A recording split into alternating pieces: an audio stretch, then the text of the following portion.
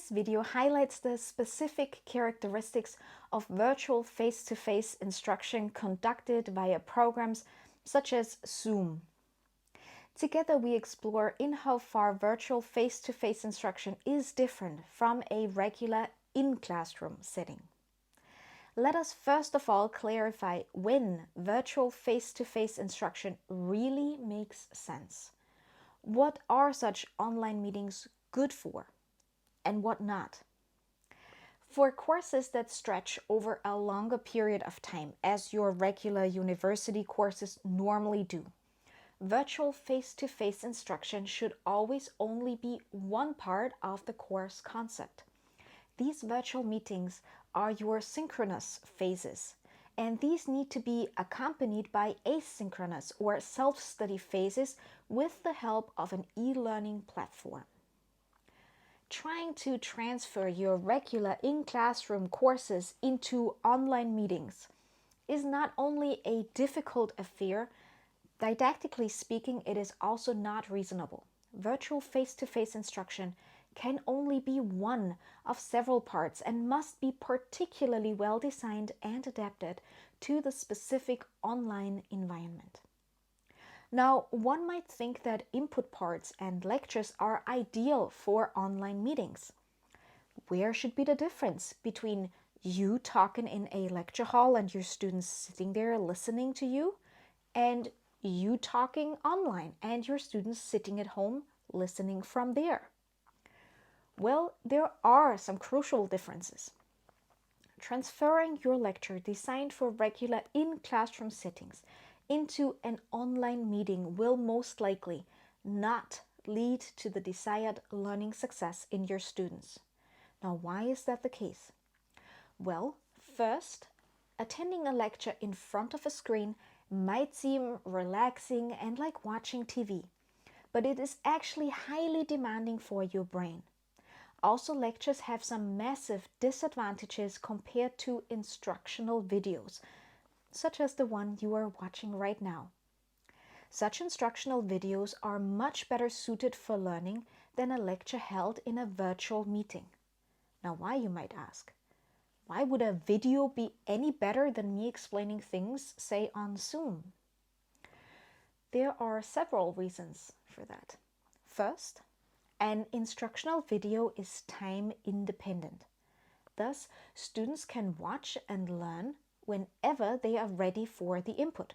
Second, a major advantage is that students can stop and re-watch an instructional video, whereas this is of course not possible in a virtual face-to-face session. We know from research that being able to re-watch instructional input is highly beneficial and motivating.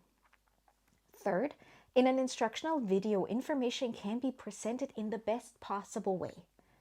Fourth, instructional videos can be used in different ways. Either such a video can be made available in advance and students already come prepared to a virtual meeting, or these videos can be part of a virtual meeting and substitute live input there. When your students watch an input video prior to a virtual meeting, this means that you are now free to use the time together for Q&As, tasks, and discussions. So basically, you add quality time to your instruction. And when you use videos as part of the actual virtual meeting, there are also benefits.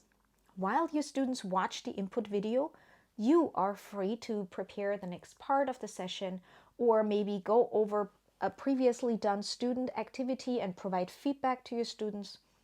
Or you can simply lean back for a minute and relax before your students return with the input from the video, and you then continue to work together. All of these benefits that I just pointed out for instructional videos do not exist for live online instruction, even though it is also online knowledge transfer. So your online face-to-face instruction should only rarely include live input phases. Instead, make good use of instructional videos for the presentation of new content.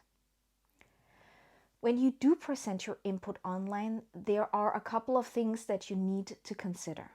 There are many more distractions in virtual settings than there are in regular classroom situations. You might have experienced that yourself already. While you are listening to someone talk online, you feel like quickly checking your emails or sending this little message, and you believe you still pay attention and everything is fine. Well, let me tell you, it isn't. At this stage, you have long lost your focus and attention. And this isn't any different with your students. Furthermore, your students mostly participate in virtual meetings from home. The setting is already problematic as this is not our students' main regular workplace. Another major difference is the holistic contact. This includes such aspects like a questioning glance, a frown, or an irritated look. In regular in-classroom instruction, we constantly read our students, their faces and bodies, and there is a lot of information in these low threshold cues. Excellent instructors are mostly masters of body language interpretation. Now, in virtual meetings, we can no longer read our students in the same way. Mostly we are stripped of these cues altogether. And this makes us as instructors and also our students feel disconnected from each other. Also, problems that arise are not detected as easily and as quickly as they would otherwise be, and can thus not be solved either. This in return fosters demotivation and passive behavior. All these reasons make it clear that online meetings can only serve as addition to self-study and as one part of a larger teaching and learning setting. Online face-to-face meetings should be used exclusively for synchronous contact, exchange, discussions, feedback, and rapport. Now you might say, excuse me, when I have virtual meetings with my students, it is almost impossible to get my students turn on their cameras or make them answer my questions. And here you are telling me I should only use these sessions for interaction? How the heck should that work when no one's participating? Well, no need to worry. In this course, I'll show you different options to activate your students and have them actively engage with the content. For us, it is now important to understand that virtual face-to-face instruction is different to in-classroom instruction, and that longer stretches of input are totally unsuitable. It is precisely these long input stretches that reward students' passiveness. And they are the reason why your students do not respond when you ask a question. Eventually, you breed your own passive students when you provide input phases of more than 10 to 20 minutes. Well, okay, so what are virtual meetings good for then? Well, the 4 major appropriate scenarios are the following. First, introduction to the topic and getting to know each other. Second, presentation of results and discussions. Third, feedback. And fourth, analysis, evaluation, and round off. Virtual meetings should be used for these 4 instructional situations. Presenting new input, on the other hand, needs to be part of the asynchronous phase of your course.